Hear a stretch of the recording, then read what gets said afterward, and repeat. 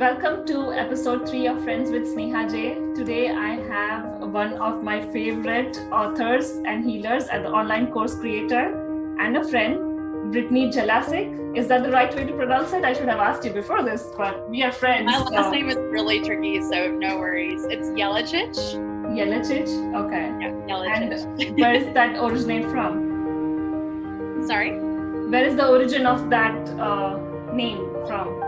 Yeah, so my husband's Croatian, so their letters are different from English letters, so they have different pronunciations. That's why it sounds way different than it looks.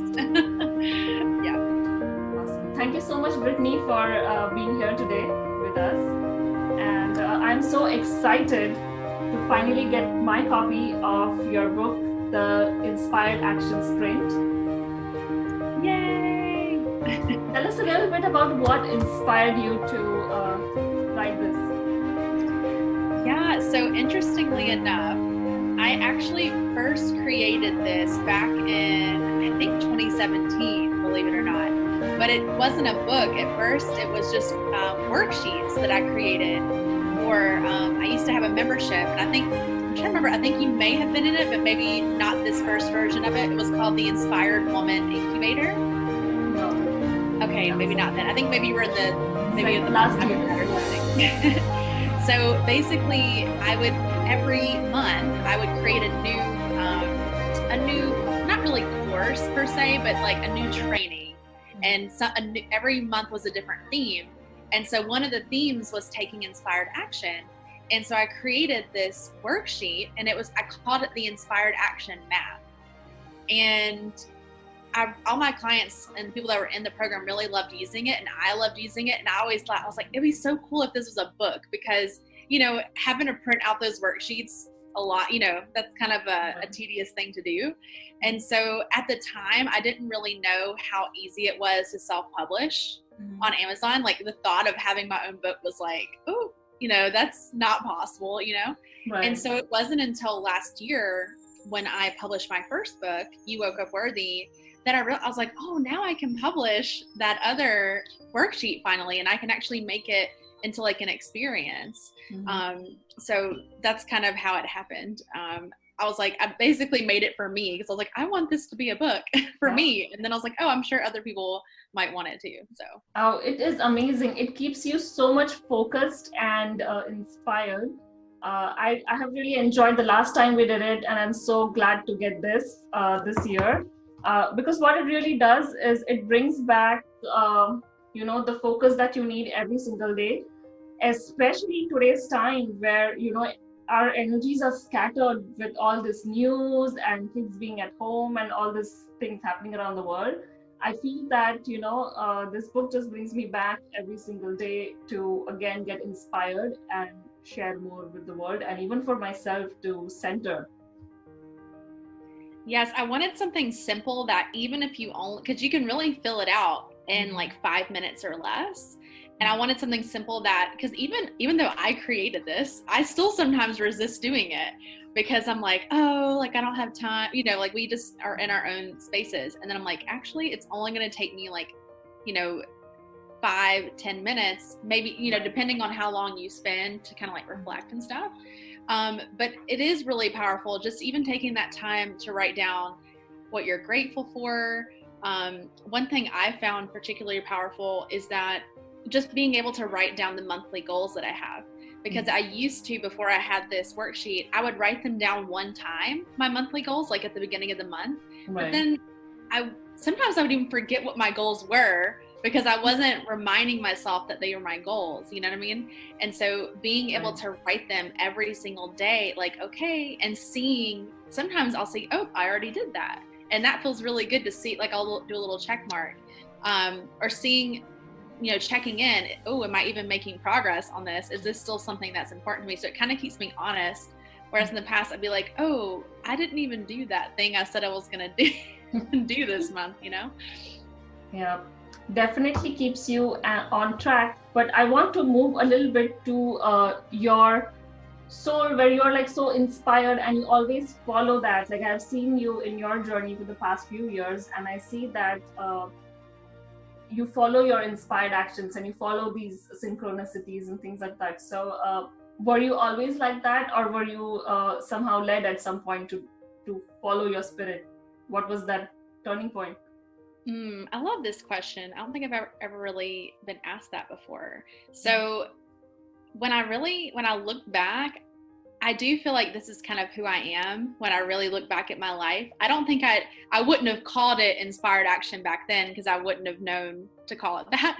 But I mean, every big change in my life, at least since like, gosh, even before then though, like when I really look back, everything I've done has been like, I've always been a very spiritual person. I grew up really religious. And so for a while, I felt really disconnected from God, because I was like, I don't really align with a lot of the things I'm being taught at church. But even still inside me, I was like, I don't know about what they're talking about, but that doesn't resonate with me. Like, my experience of universe, God, source, whatever you want to call it, feels very different. It's very open and just like inclusive. And it's not saying these people don't deserve God and that kind of stuff. So when, just through my life, I've always kind of felt drawn to things. When I feel drawn to something and when something feels right for me, I just do it. One of the most powerful experiences I've ever had with this was when I decided to quit my job, sell everything, and move abroad back in 2015. And it on paper, it sounded like the most ridiculous decision ever. And all my friends were like really worried about me. My mom was worried about me. I think people thought I was going nuts or something. And yeah, so basically I had been working on my business, and I was going to do the responsible thing of working part-time first, all that stuff. And then gradually I would have my own business full-time, like do all the responsible things. And then one night, I had kind of like just heard these messages for myself. You need to get rid of everything. And I was like, what? And then I was just kind of like, no, that's whatever. What are you doing? And then I had already had this vision board plan that I was going to go to Thailand, and I was going to go and travel, but it was I'd already like booked the ticket. It was just going to be a 1-month trip. Like I had already made all these plans. And then that night it was like, no, that's not how it's going to happen. You're actually going to go like live abroad, and you're actually going to sell everything, and you're going to run your business. And I was just like, what? I can't do that. That's insane. That's Yeah. And the next day, I'm kid you not, the very next day, I walked into my work and I talked to my manager and told her I was quitting in 2 months, like full on quit. So at that point, it was kind of like, okay, I've already said I'm quitting, like it's happening. But what's weird is that I fully, even though that was it should have been a really scary decision to make, I just felt so guided that that was the right thing, that I didn't have the normal fear that I would have about making a big decision like that. And it's like, I had the fear, but my soul was like, this is what you're meant to do. So I just felt so like supported, if that makes sense. Yeah. So I don't know. I've always kind of been like, I'm like, well, like if that's what I'm meant to do, it's what I'm meant to do, and it'll just work out. Like I always just remind myself, everything's always working out for me, even when it looks like it's not, because up until now, pretty much it has always worked out somehow. Like, and that has always been like a guiding force in my life. It's like, okay, like there's a reason I'm here. I'm a soul that chose to be here at this moment. So I try to remember that when I get inspiration, it's not by accident. I'm supposed to do that thing. So, well, not supposed to, not like in a negative, heavy way, but that's something that is meant for me, That's amazing. And like, you're so inspiring in that sense where, you show, like, you do those things and share, what you do by inspiration and by being that leader and light who goes through that period and then shows it to other people. And one of the things you did was a book before this was your Selflove book, right? And that was all about, owning yourself and owning your inner power and showing yourself the love and compassion that you need. So how did you go about that book? What gave you that idea to Yeah, so again, it was kind of inspired by myself, things I had to do for myself. And the thing is, like, I'm not going to act like I've arrived, that I'm like, ooh, I love myself always.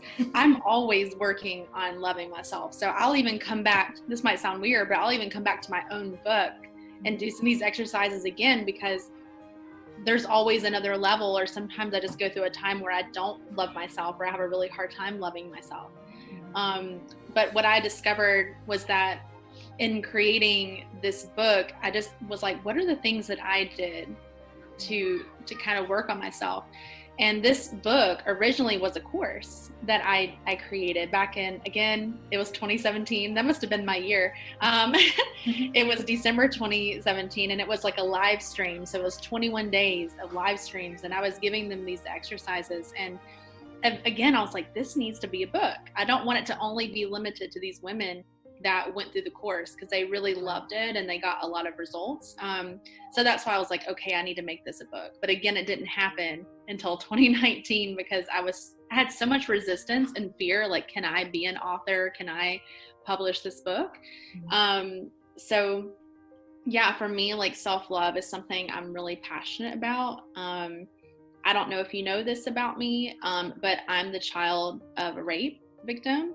And so I found out about that. Well, pretty much I was 12 years old, and I always had, you know, how kids were like, I was always asking my mom, who's my dad? Where is he? You know, all those kind of questions. And I was I was not stupid. And also I was very intuitive. So I kind of pieced it together based on her, just how she responded and her energy and stuff.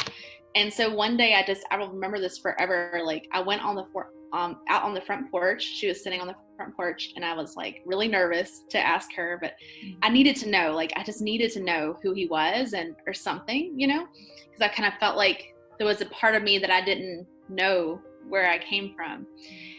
And I was kind of afraid to know the truth also, I think. So I asked her, I was like, Mom, like, did this happen to you? And she said yes, because I think she just knew I knew at that point. And she told me, she's like, it was really painful for her to tell me that, because she didn't want it to hurt me. But it actually, and unfortunately it really did. It really traumatized me in a way that I thought that I wasn't worthy of being alive. I felt like I must be evil because he did something so awful to my mother, and that I'm part of him, you know, like, so I had all this stuff around, I'm not supposed to be here. I'm a mistake, basically. And how can my mom possibly love me? So I had a lot of deep turmoil around loving myself. And there are still times that I still have to work through that. And I think, especially when people say certain things, you know, like, just out in the world, people say things. And so I think it took me a long time to even realize that what happened to my mom is nothing to do with me, and that I belong and I'm supposed to be here. And I think that's maybe why I became so spiritual, because I needed that thing to remind me that God brought me here for a reason, you know, like, I'm here for a reason.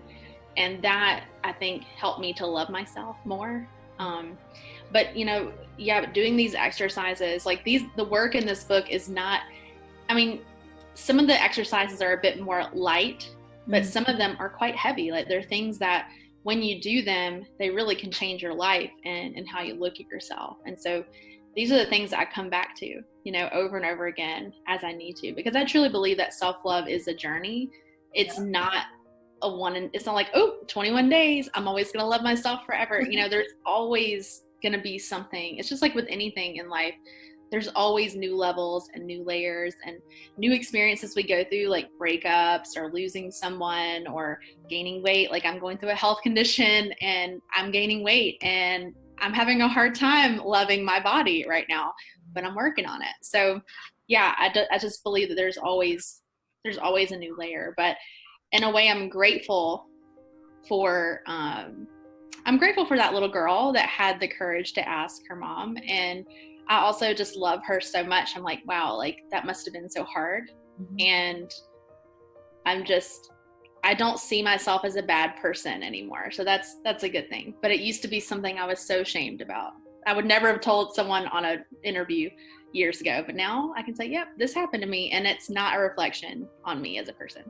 Thank you so much for sharing that vulnerable story, and we can see how much you have healed from it, from all the things that you've been, for being so courageous to share it with us. So thank you so much for that. Yeah, you're welcome. I feel like it helps just to understand, ooh, that's where it came from, right? Like, that's my story. That's why I'm so passionate about it, because everyone has a different story and everyone has different experiences of maybe why they struggle to love themselves. But yeah, like, it's not just something like, ooh, let's just do self-love for fun. Like, I think anyone who is a coach or a healer or something, we usually have some kind of trauma, like, right. And it starts out with our own journey, and then we're like, oh my God, I need to share this with other people. Yeah. Britny, what is going on now after this book? Is there something new that you're looking forward to? I'm actually one of my inspired action goals this month is I'm working on another workbook. Okay. I don't know yet what it is. I'm waiting on what that is, but I have a feeling it's going to be something around self-care, but I'm not sure. So that'll be interesting. Maybe around human design now? Oh, I don't know if I'm ready I'm waiting for that. Okay, you're so funny, because actually I've had several people ask me about this, and I'm just like resisting it. So that probably means I need to look into that, because I'm like, ooh, I can't do that yet. I'm not ready for that, but maybe I need to. We'll see. A lot of people don't know what human design is. Would you care to share a little bit about it? Yeah, so basically human design is a blend of astrology, I Ching, the chakras, and basically it's this system for our energy. So it basically is who we really are. When we are born, we pass through, like when you look at your astrological chart, right? That's based on the time you were born and where you were born. Right. But human design goes just a step deeper, because as we are, we are made of star stuff, right? We are made of stars, and stars are made of these quantum particles called neutrinos. And so we actually are so unique. I mean, our designs are so unique that we are based on not just our sign and that time, that we're born, but there's a little more to it. It's based on the neutrinos and how that impacted our energy when we were born. And so, like, in layman's terms, basically, your human design is who you really are. And the reason I'm obsessed with it is because it's another layer of self-love. So when you look, it's really hard to describe human design without having a chart, but when you look at a human design chart, that is that person. And like I said, every single person is unique. And when people know about themselves, they know, oh, this is who I am. This is my design. The things that they've been told and conditioned to think are wrong about them, or, oh, I shouldn't think this way. I shouldn't act this way. I shouldn't be this way. We realize, oh my gosh, all that's wrong. This is actually who I am, and that's okay. So it's like a whole another level of loving and accepting yourself, and just understanding how your energy works, because we are all different. Right. And I just love that, because we need to accept ourselves and not feel like we need to be like everyone else, because we're not. We're not, we're all unique. So human design is just a beautiful way to understand yourself on a deeper level. If anyone's interested in just knowing what your chart is, you can go to, I like My Bodygraph. So mybodygraph.com is great, because it actually you can run your chart, and then on the right-hand side, it'll tell you all about your chart. Oh. So it's kind of like getting a mini reading, but it's free. And I also have this book right here, the definitive book of human design. This kind of tells you everything. This is kind of like a big textbook, but there are other ones that are a bit simpler. But really, all you need to know in the beginning is just your type and your authority and your strategy. And if you just do that free if you do that free test, you'll get all of that. Right. But for most people, just knowing who they are, like what their type is, it's so eye-opening. You know, you're like, oh my God, that is me. And sometimes it won't feel like you, but that's because you've been conditioned to be someone else. So Yeah. I got recently my human design like read and things like that, and I found like very interesting things about me that I was like, I've been conditioned like that, but I'm not supposed to be this way. So yeah, no, for sure, for sure. Especially people who are like non-energy types, like projectors and reflectors. We're taught like to push, push, push, hustle, make it happen, you know, but that actually doesn't resonate with those types. And so we're being pushed into being people that we're not. right. And it doesn't feel good, right? So, yeah. Britny, thank you so much for being here with us today. Let us know where we can, one, find your books, and two, where we can stalk you on the internet. Yeah, so I have a blog. It's called lifeasbritny.com, and I actually have a free resource library full of like self-care stuff and self-love. I have coloring sheets. I think there's meditation in there. Just a lot of different things that you can use for free just by joining my list. And I have all of my books on the site too, so that'll be probably the easiest way to find me. All my books are on Amazon, so you can also search my name. But yeah, everything, if you just want to keep it simple, Life as Britny. And I'm also on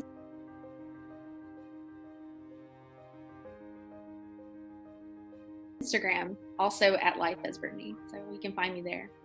Awesome. Yeah. Thank you so much again for being with us today.